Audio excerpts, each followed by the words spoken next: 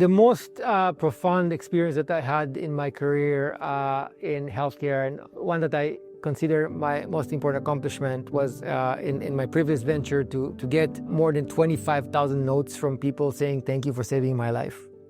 I mean, the really like amazing. It was profound. I mean, like it's, you know, from somebody who had dreams as a child, as a computer geek, to build things that have some impact, to really get, tens of thousands of notes from people saying thank you for saving my life, is something that it's bringing me to tears right now just to talk about this, right? I mean, it's really like I'm getting goosebumps, and I think that like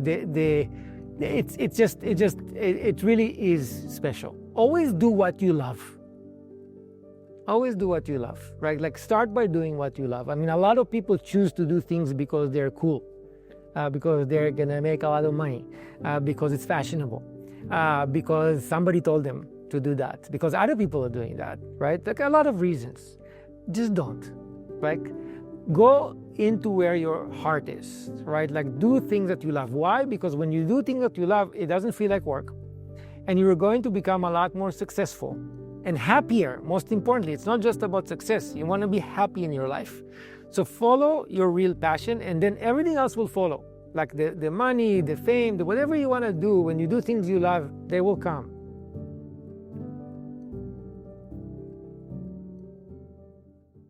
Okay, nice to meet you. My name is Ron Gutman. I'm the co-founder and CEO of Intrivo. We really, like at the beginning of Intrivo, the vision was to bring health and care to you where you are.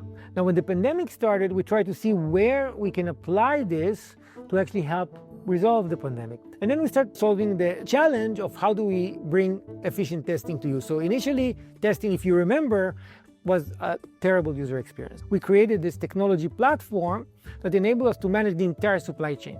And I really would like to be part of creating a solution like that will change the way we manage our health and well-being in a way that were just not possible before. And I think AI has a great opportunity to be the foundation for that. And I'm looking forward to the next chapter of how humanity manages not only health and well-being, but happiness as well, because I want more people to smile a lot more often.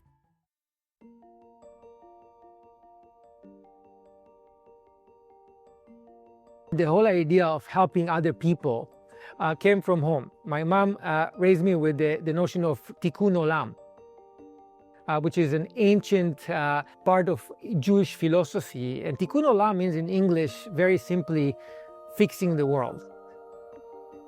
What does fixing the world mean? My mom used to explain that fixing the world is something that is important for me to engage in just because the world needs fixing.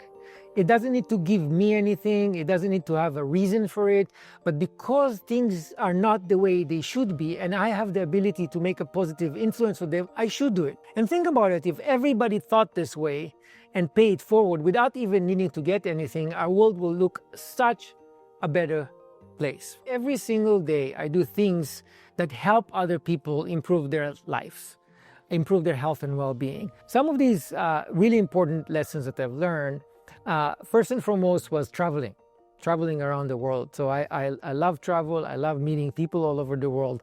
I made it a point to meet people where they are and go and stay where they stay, eat where they eat, travel how they travel, volunteer as much as I could. And when I did that, I learned a lot from them. And that helped shape me as an entrepreneur, because when you build solutions that are global solutions, you need to understand the world. And understanding the world is not enough to just do internet research. I believe you need to meet the people and need to see them where they are. Understand all people are people, and all humans are very much similar, but they have nuances. And if you understand these nuances and you understand different approaches to solving problems, it creates for you a toolkit that is a lot richer when you tackle some of these challenges, to not just look at it the way all of us look at a certain thing, but find different angles that may be more applicable for particular challenges than the tools that you have in your regular toolkit. So one was definitely travel. And I recommend people to do that, and particularly meet a lot of people doing that.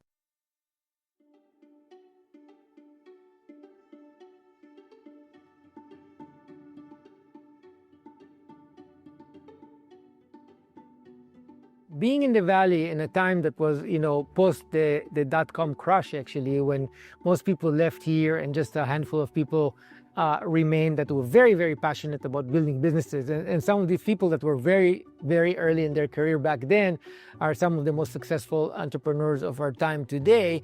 But the people who really stayed here stayed because they were passionate about building things that actually make a difference and change the world. And having long conversations with them, early in their career about how they think about building companies, how they think about building teams, very early in the TED community, for example, the TED conference, before there was even TEDx, before there were like a million conferences, before there was even a website.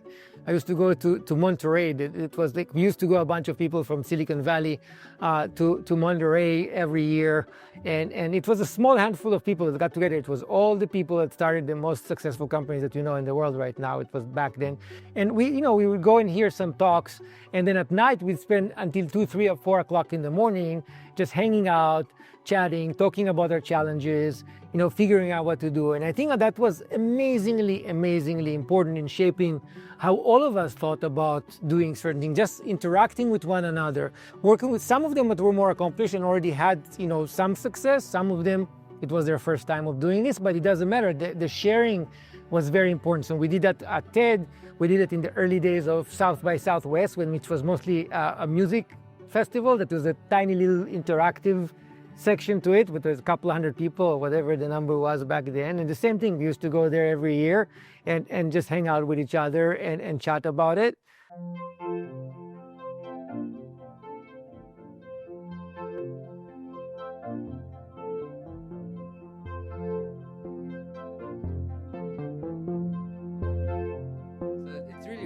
To be here, and I really want to say, before I start talking about TEDx Silicon Valley, I really want to say that this is not a community.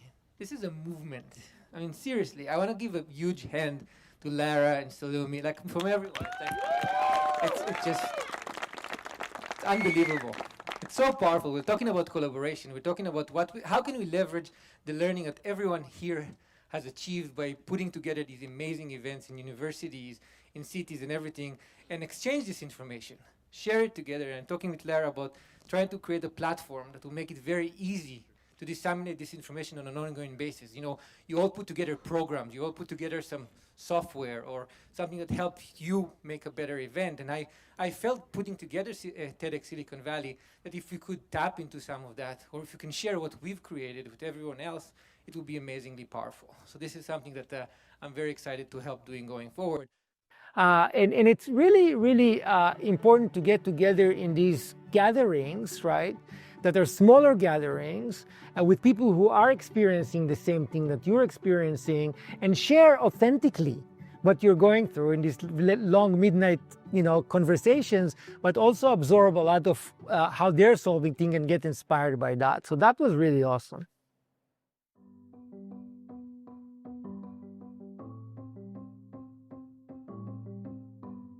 Entrepreneurship is all about the people. It's all about you are going to be only as successful as the people around you. And it's very important to choose the people that you don't only think they're the best in doing what they need to do. And that's very important as a foundation. Choose people who have the right skill and right kind of level of experience to do what they need to do. But also make sure that they have the kind of energy, right, and the stamina and the kind of resilience that is required in order to solve entrepreneurial challenges. Sometimes, I chose people who actually were great and smart and capable and had great resumes, but they did not have this kind of dynamic and or this kind of character that would take them through a lot of ups and downs, which entrepreneurship has inevitable huge amount of these things. So think about how to bring people. Communicate to them. Don't over-communicate to them. Something that's like, oh yes, everything's gonna be great. We're gonna build a huge company. We're gonna change the world. That's great. Get them inspired, but also be truthful to them. Hey, this journey is gonna have ups and downs. There will be some tough days. You need to think about that. And here's what's coming up next. Make sure that they are the right people. Also, what's important is that they gel with each other really well. Choose the right kind of characters that get along with each other well, that play well in a team, right? Unless they're a personal contributor that really needs to do one very particular thing and they're excellent at it and doesn't require collaboration, that's rare, but that's sometimes important in things that you're building. The majority of people work with each other, and teamwork does make the dream work, right? So you need to figure out how to choose people that not only are great people and are social, but they get along with each other really, really well, right? And so that's a very, very important thing. And eventually, people that really resonate with the mission.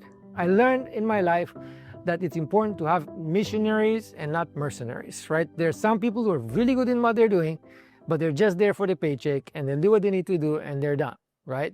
I think that the best way to identify if somebody truly buys into a mission is to have a deep conversation with them that is situational. Don't just ask them to talk in generalities about the mission itself. Like everybody can say, oh yeah, I really want to help hundreds of millions or billions of people live a healthier life. I mean, that's a very easy sentence to practice at home in a job interview and then cite it back. The best way to tackle this is to ask them how they practiced this kind of mission, this kind of this kind of living, this kind of philosophy in their own life in the past, right? So to give you examples, right, of why they actually resonate with that mission or how they resonate with that mission, but things that they did, not just things that they're thinking about, right? And even if it's small things, some people want to help 1 billion people, and it's daunting for them to even think about it because they're early in their career. So how do you know? Because they're early in their career. But people who really care about these things do things in their lives that actually show that they are very, very interested in the mission. So look for the doers, not just the thinkers.